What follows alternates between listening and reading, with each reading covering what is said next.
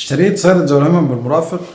العربية مرخصة في مرور المنصورة. عملت رفع حظر جمركي وسددت الرسوم الجمركية كاملة. الجمارك ادتني جواب امشي بيه تمام، شارع بعقد بيع ابتدائي. دلوقتي العربية اتمسكت، رحت ادور على الملك الاصلي عشان يطلع لي العربية، لقيته توفاه الله، فرفعت صحة ونفاذ على الورثة. ازاي استلم العربية وهي ممسوكة وما معيش حاجة باسمي خالص غير العقد العرفي، والقضية في المحكمة، قضية صحة والنفاذ منظورة قدام المحكمة لسه ما اتفصلش فيها.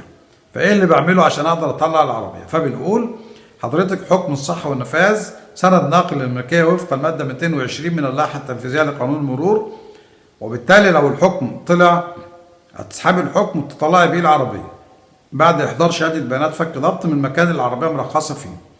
طيب الحكم قدامه فترة على ما يطلع، العربية محجوزة في الإيواء أو في الحضانة، رسوم الحجز بتعد عليا.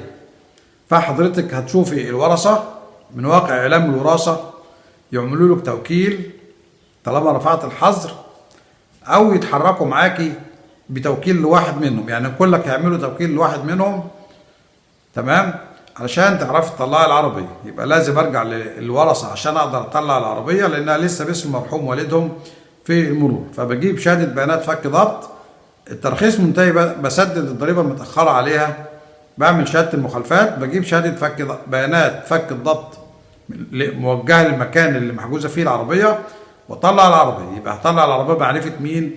بمعرفة الورثة اللي موجود أساميهم في إعلام الوراثة.